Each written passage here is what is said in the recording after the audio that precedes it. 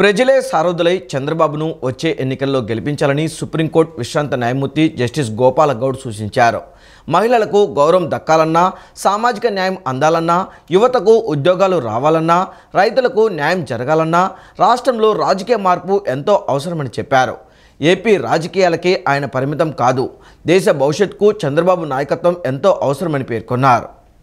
TDP అధినేత చంద్రబాబుపై విక్రమ్ పూల రాసిన మహాస్వాప్నికుడు పుస్తకాన్ని సుప్రీంకోర్టు విశ్రాంత న్యాయమూర్తి జస్టిస్ గోపాలగౌడ విజయవాడలోని వెన్యూ కన్వెన్షన్లో నిన్న ఆవిష్కరించారు. అనంతరం ఆయన మాట్లాడుతూ ప్రజలు కష్టాల్లో ఉన్నప్పుడు తమలాంటి వాళ్లు మాట్లాడాలని, వారిని సరైన దారిలో నడిపించాలన్నారు. అందుకే మాట్లాడుతున్నానని చెప్పారు. మహిళలకు సమానత్వం కల్పించిన చరిత్ర, వారిని గౌరవించే గుణం చంద్రబాబుకు ఉందన్నారు. ఏపీ రాజకీయాలకే ఆయన పరిమితం కాదు, దేశ భవిష్యత్తుకు చంద్రబాబు నాయకత్వం ఎంతో అవసరమని పేర్కొన్నారు. చంద్రబాబు దేశానికి నాయకుడు. ఎలాగంటే అబ్దుల్ కలాంను రాష్ట్రపతిగా, దేవగౌడ్, గుజ్రాల్, వాజ్పేయిలను ప్రధానులుగా చేయించిన ఘనత ఆయనకుంది. దళితుడైన బాలయోగిని లోక్సభ స్పీకర్ను చేశారు. దేశ రాజకీయాల్లో ఆయనకు ఎంతో ప్రాధాన్యం ఉంది అని పేర్కొన్నారు. చంద్రబాబు బిల్ క్లింటన్, బిల్ గేట్స్ను హైదరాబాద్కు తీసుకొచ్చారని, ప్రపంచ పటంలో సైబరాబాద్కు స్థానం కల్పించారన్నారు. దేశ ప్రజలు దీన్ని మర్చిపోకూడదని అన్నారు. మహాస్వాప్నికుడు పేరు చంద్రబాబుకు సరిపోతుందన్నారు. ధర్మం గెలవాలి, ప్రజలకు మంచి జరగాలి, మహిళలు బాగుండాలని కోరుకుంటున్నా అని జస్టిస్ గోపాల గౌడ్ ఆకాంక్షించారు. I have launched this book, which is useful book to the people of Andhra Pradesh, the women, the scheduled caste, scheduled tribe, the lawyers, youth, thinkers, teachers, laureates, everybody of this part of the nation. ఇంతే కాదు, ఈ పుస్తకం ఆవిష్కరణము సత్యాంశాలు విక్రమ్ పూలా గారు చాలా స్పష్టంగా నగ్న సత్యాల్ని ఈ పుస్తకంలో చిత్రీకరించారంటే తప్పు కాదు. 1978లో చంద్రబాబు నాయుడు గారు చంద్రగిరి, పల్లెనింక, చిత్తూరు జిల్లా శాసనసభ్యుగా కాంగ్రెస్ పార్టీలో ఎన్నికయ్యి విద్యార్థి నాయకుడిగా పేరు పొందాడు. సభ్యుడిగా కాంగ్రెస్ పార్టీలో గుర్తించుకున్నాడు. కాంగ్రెస్ పార్టీ ఆయన్ని సినిమాటోగ్రఫీ మంత్రిగా చేసినారు. ఒక బలమైన వర్గానికి ఎదురు నిలబడి వారి మీద విజయం సాధించిన వ్యక్తి ఒక స్టూడెంట్ గా అతి చిన్న వయసులోనే శాసనసభ్యుడిగా ఎన్నుకోబడి ఆ తర్వాత నందమూరి తారక రామారావు గారికి అల్లుడై తెలుగుదేశం పార్టీని ఈ రోజు వరకు కూడా ఆ జెండా రెపరెపలాడుతా ఉందంటే అది ఒక చంద్రబాబు నాయుడు గారు వల్లే అనేది నేను గర్వంగా చెప్పగలుగుతాను. నందమూరి తారక రామారావు గారు స్థాపించిన తెలుగుదేశం పార్టీ ఆయన స్వహస్తాలతో పసుపు రంగుగా ఉండాలి జెండా. ఆ జెండా మధ్యలో ఒక కార్మికుడు గుర్తుగా చక్రం ఉండాలి, రైతు కోసం నాగలుండాలి, పేదవాడి కోసం ఒక గూడు ఉండాలని చెప్పి ఆయన సొంత ఏ ఒక్కరి సలహా తీసుకోకుండా జెండాని నిర్మాణం చేసి ఆ జెండా ఈ రోజు వరకు కూడా ఓటమి చెందవచ్చు, గెలుపొందవచ్చు, కానీ ఆంధ్ర రాష్ట్రంలో పేదవాడి గండగా ఉన్న ఆ జెండాని కాపాడిన వ్యక్తి ఈ రోజు వరకు కూడా నారా చంద్రబాబు నాయుడు గారని నేను గర్వంగా చెప్తా ఉన్నాను. ఉత్తరాంధ్రను విజయసాయిరెడ్డి, వైవి సుబ్బారెడ్డి దోచుకుంటున్నారని టీడీపీ జాతీయ ప్రధాన కార్యదర్శి నారా లోకేష్ ఆరోపించారు.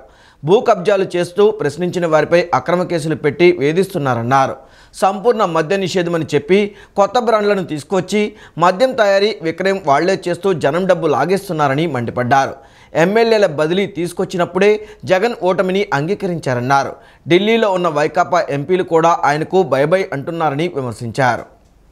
నర్సన్నపేటలో టీడీపీ శంకరావం బహిరంగ సభలో టీడీపీ జాతీయ ప్రధాన కార్యదర్శి నారా లోకేష్ మాట్లాడారు. సంపూర్ణ మద్య నిషేధమని చెప్పి కొత్త బ్రాండ్లను తీసుకొచ్చి మద్యం తయారీ విక్రయం వాళ్లే చేస్తూ జనం డబ్బు లాగిస్తున్నారని మండిపడ్డారు. 151 సీట్లు గెలిచి జగన్ రాష్ట్రానికి ఏం సాధించారని, ఎమ్మెల్యేల బదిలీ పేరుతో కొత్త పథకాన్ని తీసుకొచ్చారన్నారు. ఒక నియోజకవర్గంలో పనిచేయని వారు మరో నియోజకవర్గంలో పనిచేస్తారా? ఎమ్మెల్యేల బదిలీ తీసుకొచ్చినప్పుడే జగన్ ఓటమిని అంగీకరించారన్నారు. ఢిల్లీలో ఉన్న వైకాపా ఎంపీలు కూడా ఆయనకు బై బై అంటున్నారని అన్నారు. 100 సంక్షేమ కార్యక్రమాలను సీఎం జగన్ కట్ చేశారన్నారు. రాబోయేది టీడీపీ జనసేన ప్రభుత్వమని 20 లక్షల ఉద్యోగాలు కల్పించే బాధ్యత తీసుకుంటామన్నారు. ఉద్యోగం ఆలస్యమైతే నిరుద్యోగ భృతి కింద నెలకు 3,000 రూపాయలు అందజేస్తామన్నారు. 3 రాజధానుల పేరుతో 3 ముక్కలాట ఆడుతున్నారని మండిపడ్డారు. విశాఖ ఉక్కు పరిశ్రమ ప్రైవేటీకరణ కానీయమన్నారు. అవసరమైతే ఆంధ్ర రాష్ట్రమే ఉక్కు పరిశ్రమను కొనుగోలు చేస్తుందని తెలియజేశారు. అవినీతి ఆరోపణలపై సమాధానం చెప్పేందుకు జగన్ సిద్ధంగా ఉన్నారా అని లోకేష్ ప్రశ్నించారు. నా పైన 22 కేసులు పెట్టారు. ఎస్సీ ఎస్టీ కేసు పెట్టారు. అటెంప్ట్ మర్డర్ కేసు పెట్టారు. నేను వెనక్కి తిరిగానా? నేను తగ్గానా? పాదయాత్రలు అడుగడుగునా నన్ను ఇబ్బంది పెట్టారు. వైకాపా సైకోలు పంపించి నా పైన రాలేస్తే ఏకంగా మన నాయకులు ఆమ్లెట్ వేసి తిరిగి పంపించారు. నన్ను ఎంత ఇబ్బంది పెట్టినా నేను ఆగలేదు. నా మైక్ లాక్కున్నారు, నా స్టూల్ లాక్కున్నారు. ఏకంగా నన్ను మీటింగ్ పెట్టుకోకుండా కొత్త జియో కూడా తీసుకొచ్చారు. కానీ 3,132 కిలోమీటర్లు నేను నడిచాను. దాని తర్వాత ఎవరు ఊహించిన విధంగా ఏ తప్పు చేయని చంద్రబాబు నాయుడు గారిని 53 రోజులు జ్యుడిషియల్ రిమాండ్ కూడా పంపించారు. మీరందరూ ఆలోచించండి. ఆయన అరెస్ట్ చేసిన రోజు 3,000 కోట్ల రూపాయల అవినీతి అన్నారు. దాని తర్వాత 270 కోట్ల రూపాయల అవినీతి అన్నారు. ఇప్పుడు 27 కోట్ల రూపాయల అవినీతి అంటున్నారు. నేను ఈ సభాముఖ సవాల్ ఇస్తున్నా. జగన్, నువ్వు టైం డేట్ చెప్పు. అవినీతి ఆరోపణలు నేను సమాధానం చెప్పేదానికి సిద్ధంగా ఉన్నావు. నువ్వు సిద్ధంగా ఉన్నావా? ప్రజల ఆశీస్సులతో తెలుగుదేశం పార్టీ కార్యకర్తలు పడుతున్న కష్టాల వల్ల, దేవుడి దయ వల్ల దాదాపు 40 సంవత్సరాలు ఆంధ్ర రాష్ట్ర రాజకీయాల్లో మేము పనిచేశాం. 15 సంవత్సరాలు ముఖ్యమంత్రిగా, 15 సంవత్సరాలు ప్రతిపక్ష నేతగా చంద్రబాబు నాయుడు గారు ప్రజలకి అహర్నిశలు సేవ అందించారు. ఏనాడు ఆయన అవినీతి చేయలేదు. నిప్పులాగా బతికిన వ్యక్తి. రాబోయే రోజుల్లో ప్రతిదీ వడ్డీతో సహా చెల్లిస్తానని జగన్ కూడా నేను హెచ్చరిక జారీ చేస్తున్నా. వైకాపా నాయకులు కూడా తెలుపుతున్నా. పెద్దలు కోరినట్టు మీ అందరి పేర్లు నా బుక్ లో రాసుకుంటా. ఏ వైకాపా నాయకులు, ఏ ప్రభుత్వ అధికారులు చట్టాన్ని ఉల్లంఘించి మన ఇబ్బంది పెట్టారో వాళ్ళందరి పేర్లు నా పుస్తకంలో ఉంది. ఈ పుస్తకం నేను ఎందుకు రాశానంటే, కొంతమంది అధికారులు మన ప్రభుత్వం ఏర్పడిన తర్వాత వేరేల ద్వారా రికమెండేషన్ చేసుకుని పోస్టింగ్లకు వస్తారు. విద్వేషం, నియంతృత్వం మినహా వైకాపా ప్రభుత్వ పాలనలో రాష్ట్రంలో అభివృద్ధి వాతావరణం లేకుండా పోయిందని భారతీయ జనతా పార్టీ రాష్ట్ర అధ్యక్షురాలు దగ్గుబాటి పురంధేశ్వరి విమర్శించారు. ప్రభుత్వ పనితీరుతో లోపాలను ప్రస్తావిస్తే కేసులు, అరెస్టులు, అణచివేతలతో భయాందోళనలు సృష్టిస్తున్నారని పేర్కొన్నారు. రాష్ట్ర అభివృద్ధిలో సింహభాగం కేంద్ర ప్రభుత్వం నుంచి ఇచ్చిన నిధులతోనే అనే విషయాన్ని ప్రజలు సైతం అర్థం చేసుకుంటున్నారని అన్నారు. విజయవాడ సీతారాంపురంలోని బీజేపీ రాష్ట్ర కార్యాలయంలో ప్రజాపోరు రాష్ట్ర స్థాయి సమావేశానికి ఆ పార్టీ రాష్ట్ర అధ్యక్షురాలు దగ్గుబాటి పురంధరేశ్వరి ముఖ్య అతిథిగా హాజరయ్యారు. సమావేశంలో ఆమె మాట్లాడుతూ కేంద్ర ప్రభుత్వ పథకాలు, కార్యక్రమాలను సైతం తమవిగా రాష్ట్ర ప్రభుత్వం ప్రచారం చేసుకున్న వికసిత భారత్ సంకల్ప యాత్ర ద్వారా అధికారులు అవి కేంద్ర పథకాలుగా వాస్తవాలను ప్రజలకు వివరించాల్సి వచ్చిందని అన్నారు.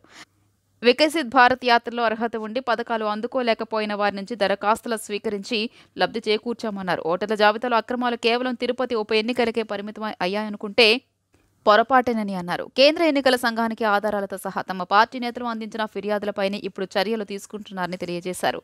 ఇప్పటి వరకే ఐఏఎస్ అధికారులతో పాటు పోలీసు అధికారులపైన సస్పెన్షన్ వేటు పడిందని అన్నారు. ఈ కేసులో ఇంకా లోతైన దర్యాప్తు జరపాలని కేంద్ర ఎన్నికల సంఘానికి ఇప్పటికే లేఖ రాశామన్నారు. భారతీయ జనతా పార్టీ రాష్ట్రానికి చేసిన సేవా, సహకారం, అభివృద్ధి గురించి ఈ నెల 20 నుంచి 29 వరకు అసెంబ్లీ స్థాయిలో ప్రజలకు వివరించేందుకు ప్రజాపోరు యాత్ర నిర్వహిస్తామని చెప్పారు. ప్రధాని నరేంద్ర మోదీ పాలన, నాయకత్వం పట్ల ఆకర్షితులై 6 జిల్లాల్లో పెద్ద ఎత్తున పారిశ్రామికవేత్తలు, ఇతర పార్టీల నాయకులు భాజపాలో చేరుతున్నారని పురంధరేశ్వరి తెలియజేశారు. ఆ రోజు విష్ణుకుమార్ రాజు గారు చాలా స్పష్టంగా చెప్పారు. వారి నియోజకవర్గంలో 2,70,000 ఓట్లుంటే ఇంటింటికి వారు సర్వే చేయించినటువంటి సందర్భంలో 61,000 ఓట్లు ఎవరైతే అక్కడ భౌతికంగా లేరో వారి పేర్లన్నీ కూడా ఓటర్ లిస్టులో ఉన్నటువంటి విషయాన్ని వారు ఎలక్షన్ కమిషనర్ దృష్టికి తీసుకురావడం జరిగింది, సెంట్రల్ ఎలక్షన్ కమిషనర్ దృష్టికి.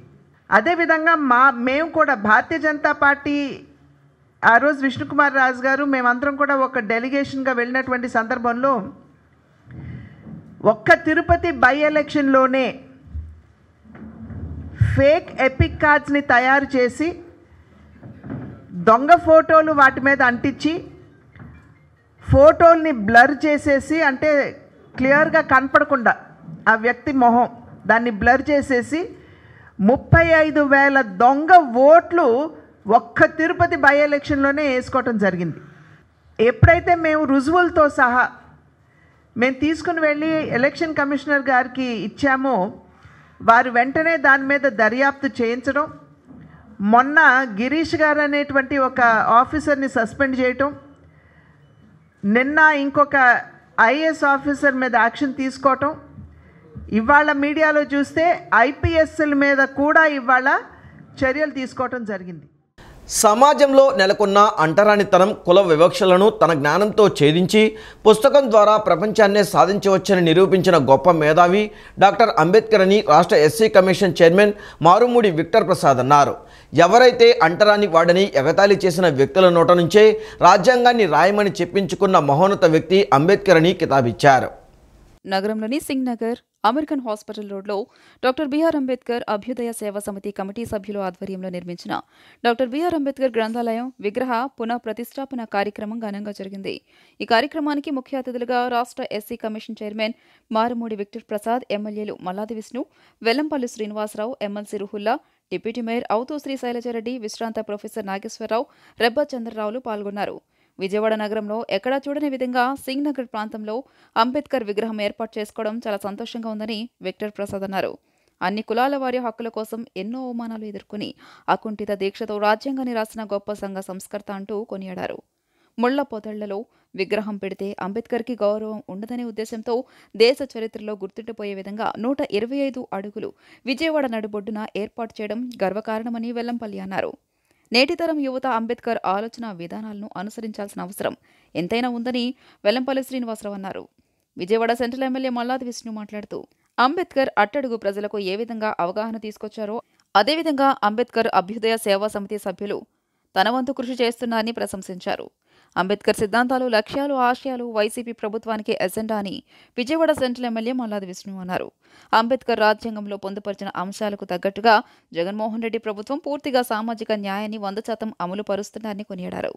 అంబేద్కర్ ఆశయ సాధన కోసం ముందుకు వెళ్లాలని మనమందరం అభ్యుదయవాదులుగా మారి అంబేద్కర్ అడుగు జాడల్లో నడిచి ఆయనలాగా పేరు తెచ్చుకోవాలని డిప్యూటీ మేయర్ అవుతూ శ్రీ శైలజారెడ్డి ఆకాంక్షించారు.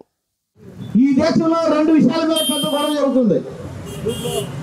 ఈ దేశంలో రెండు విషయాల మీద పెద్ద గొడవ. ఒకటి అంబేద్కర్ విగ్రహం ఎందుకు పెట్టారు, పెట్టనివ్వకుండా. రెండు భారత రాజ్యాంగం మార్చాలి.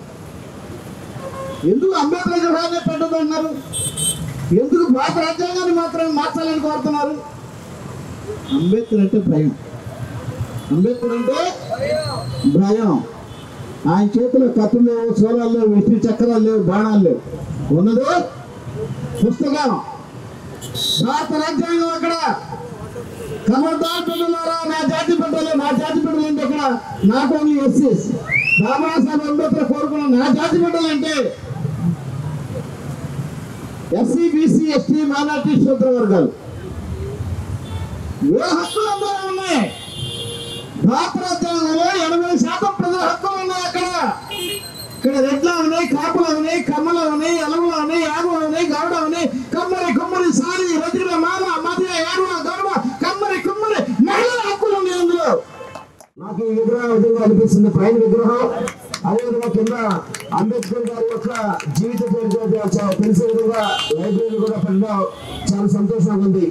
దీనికి సహకరించిన మల్లాది విష్ణు గారికి కావచ్చు, రోహుల్ల గారికి కావచ్చు, మన అవుతూ శ్రీనివాసరెడ్డి గారికి కావచ్చు, మిగతా ఎవరైతే డోనర్స్ అందరికీ కూడా ప్రత్యేకంగా అభినందనలు తెలియపరచుకుంటూ ఈ యొక్క లైబ్రరీని ఇప్పుడు తరం కూడా అంబేద్కర్ గారి యొక్క ఆలోచన విధానం కానివ్వండి, ఇప్పుడున్న యువతరం కూడా తెలుసుకునే విధంగా అన్ని ఏర్పాటు చేసిన పెద్దలందరికీ నా నమస్కారం తెలియపరచుకుంటూ నాకు ఈ అవకాశం కల్పించిన ఈ కమిటీ సభ్యులకి నా హృదయపూర్వకంగా మరొక్కసారి నమస్కారం తెలియపరచుకుంటూ, ఏదో మాటలు చెప్పడం కాదు, ఆయన ఖచ్చితంగా ఆయన ఆలోచనలు, ఆయన సిద్ధాంతాలు, ఆయన ప్రభుత్వం, ఆయన పనితీరు, కేబినెట్ దగ్గర నుంచి కేబినెట్లో సామాజిక న్యాయం చేసినటువంటి కార్యక్రమాల్లో, అసెంబ్లీలో చేసినటువంటి తీర్మానాలను మీరు ఒకసారి పరిశీలిస్తే ఈ 5 సంవత్సరాల్లో ఏ విధమైనటువంటి తీర్మానాలు చేశామో, బడుగు బలహీన వర్గాల వారి కోసం, ఆర్థిక స్థితిగతుల్ని మెరుగుపరచడం కోసం, వారు చదువుకోవడం కోసం, ఆరోగ్యంగా ఉండడం కోసం, ఇల్లు లేనటువంటి వారుగా ఎవరు ఉండకూడదు అని ఆలోచన చేయడం కోసం, మహిళలకి సాధికారత ఉండాలి అని చెప్పి అనుకోవడం, ఇలాంటి కార్యక్రమాలన్నీ కూడా బిఆర్ అంబేద్కర్ గారు ఏదైతే రాజ్యాంగంలో పొందుపరిచారో దానికి తగ్గట్టుగానే ఈ రాష్ట్రంలో వైఎస్ జగన్మోహన్ రెడ్డి గారి ప్రభుత్వం పనిచేస్తుంది అని చెప్పి ఈ సందర్భంగా మనం చేసుకుంటారు. కాబట్టి ఈరోజు మనం ఇంత 1 లక్ష మంది జనాభా కలిగినటువంటి ఈ ప్రాంతంలో ప్రతినిత్యం కూడా ప్రతి 1 లక్ష మంది జనాభా అటు ఇటు తిరుగుతున్నటువంటి సందర్భంలో బిఆర్ అంబేద్కర్ గారి గ్రంథాలయం పైన ఆయన కూర్చొని ఉండటం మనందరికీ కూడా చాలా గర్వకారణం. విజయవాడ నగరంలోనే, భారతదేశంలోనే ఎక్కడా లేని విధంగా గౌరవ ముఖ్యమంత్రి గారు మరి 125 అడుగుల విగ్రహాన్ని ప్రతిష్ఠించారు అని అంటే ఆయనకి ప్రజల పట్ల, అలాగే షెడ్యూల్ కులాల పట్ల ఎందుకని ఈ మాట అన్నారంటే, జగన్మోహన్ రెడ్డి గారు ఎప్పుడు కూడా ఒకటే చెప్తారు, నా నా నా అని. మీ అందరికీ కూడా అర్థమైపోయింది, నేను మళ్ళీ చెప్పవసరలా. ఎందుకంటే ఒక కులం కాదు, అన్ని కులాలు కలిపే జగన్మోహన్ రెడ్డి గారు. కానీ కొంతమంది కులాలు ఆపాదిస్తా అన్నారు. కులం ఎవరికి కూడా ఏం పెట్టదంటే పేరు పెట్టదు. మనం చేసేటువంటి పని, మనం చేసేటువంటి నడక దీనిలోనే మన దళిత ద్రోహి జగన్ రెడ్డిని తరిమి కొట్టాలని దళిత నాయకులు పిలుపునిచ్చారు. రాష్ట్రంలో దళితులపై కపట ప్రేమ చూపుతూ వారిపైనే దాడులు చేసి అంతమొందించిన ఏకైక ప్రభుత్వం వైకాపాని విమర్శించారు. రాష్ట్రంలో టీడీపీ విజయం సాధిస్తుందని ముందే తెలిసి వలసలు వస్తున్నారన్నారు. కృష్ణా జిల్లా కంకిపాడు మండల టీడీపీ కార్యాలయం వద్ద దళిత గర్జన బహిరంగ సభను నిన్న నిర్వహించారు. టీడీపీ రాష్ట్ర ఎస్సీసీఎల్ అధ్యక్షుడు ఎంఎస్ రాజు, మహాసేన రాజేష్, అమరావతి ఐకాస అధ్యక్షుడు కొలికపూడి శ్రీనివాసరావు, మాజీ ఎమ్మెల్యే బోడే ప్రసాద్, గొట్టిపాటి రామకృష్ణ, జనసేన సమన్వయకర్త ముప్ప రాజా తదితరులు పాల్గొన్నారు. ఈ సందర్భంగా ఎంఎస్ రాజు మాట్లాడుతూ రాష్ట్రంలో టీడీపీ విజయం సాధిస్తుందని ముందే తెలిసి వలసలు వస్తున్నారన్నారు. దళితులకు విదేశీ విద్య దూరం చేసి కార్పొరేషన్లను నిర్వీర్యం చేసిన ఘనత వైకాపాదేనన్నారు. మహాసేన రాజేష్ మాట్లాడుతూ నియోజకవర్గంలో చంద్రబాబు పోటీ చేస్తారని, అందుకే జోగి రమేష్ను పంపారని వైకాపా నాయకులు ప్రచారం చేసుకుంటున్నారని, అదే నిజమైతే సీఎం జగన్ బోడేపై పోటీ చేసి గెలవాలని సవాల్ చేశారు. శ్రీనివాసరావు మాట్లాడుతూ పథకాలకు మహనీయుడు అంబేద్కర్ పేరును తీసేసిన ఆర్థిక నేరస్తుడిని తరిమి కొట్టాలన్నారు. రాజధానిని నాశనం చేసి రాష్ట్రాన్ని అధోగతి పాలు చేసిన సైకో ముఖ్యమంత్రి మనకొద్దన్నారు. బోడే ప్రసాద్ మాట్లాడుతూ వైకాపా నాయకులు ఓటేయాలని అడిగితే చేసిన అభివృద్ధిపై ప్రశ్నించాలన్నారు.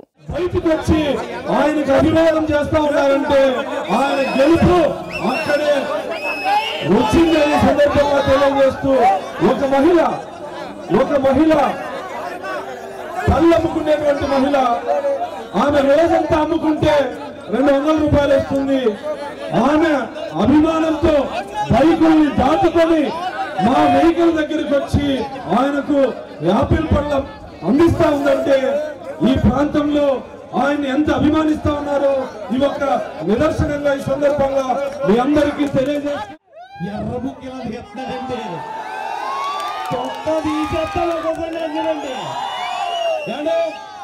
రాజధానిని కొలాబ్ చేశారు. చాలా మంది అన్నారు, లోకేష్ గారు వచ్చి మమ్మల్ని బెదిరించేస్తున్నారు, మమ్మల్ని చంపేద్దాం అంటారు, భయపడుతున్నారట.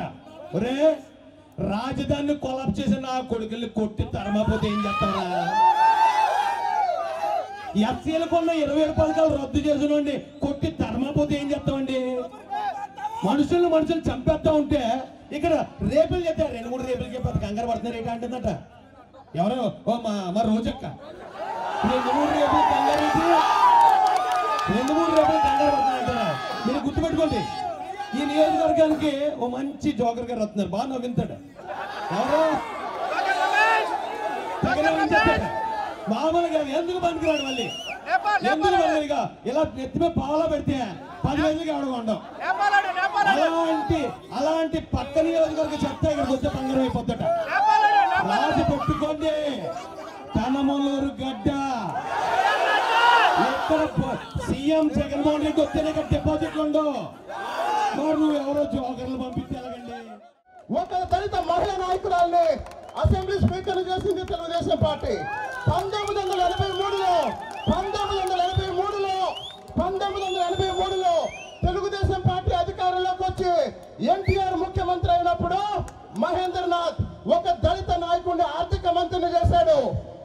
జగన్మోహన్ రెడ్డి ఒక బుగ్గన రాజేంద్ర ప్రసాద్ ని ఆర్థిక మంత్రిని చేశాడు. చంద్రబాబు నాయుడు గారికి అవకాశం వచ్చినప్పుడు ఒక దళిత నాయకురాలు ప్రతిభా భారతి గారిని స్పీకర్ చేశాడు. జగన్మోహన్ రెడ్డి చూడండి, లోక్సభలో వైఎస్ఆర్సీపీకి ప్యానల్ స్పీకర్ గా అధికారం వస్తే అవకాశం వస్తే మిథున్ రెడ్డిని కూర్చోబెట్టాడు. చంద్రబాబు నాయుడు ప్రతిభా భారతిని కూర్చోబెట్టాడు. జగన్మోహన్ రెడ్డి మిథున్ రెడ్డిని కూర్చోబెట్టాడు. ఎన్టీఆర్ మహేంద్రనాథ్ గారిని కూర్చోబెట్టాడు. నీకన్నా మగవాడు ఎవరు లేడు ఈ రాష్ట్రంలో, పెనమలకు వెళ్ళి పోటీ చేయని చెప్పి జగన్మోహన్ రెడ్డి చెప్పాడంట. మరి అంతలా మగవాడు అయినా మైలవరంలో నిన్ను ఎందుకు తన్నారు? పేడల్లో ఎందుకు తన్నారు? దిక్కు లేక అక్కడ గంజాయి మొక్కని పెనమలూరులో నాటితే తులసి మొక్క అవుతా? గంజాయి మొక్కే అక్కడ చీకొట్టారు, మైలవరంలో చీకొట్టారు. ఈయన గారికి చంద్రబాబు నాయుడు గారు కావాలంట. ఈయన నిన్నగాక మొన్న ఫేస్బుక్ లో చూసా, మోసం చేయడానికి ఆయన చెప్పినట్టు నేను మాట్లాడలేను, నేను కపట ప్రేమ చూపించలేను. నా దళిత సోదరులు ఎక్కడైతే ఉంటున్నారో ఆ కాలనీలన్నీ అభివృద్ధి చేసి చూపించా.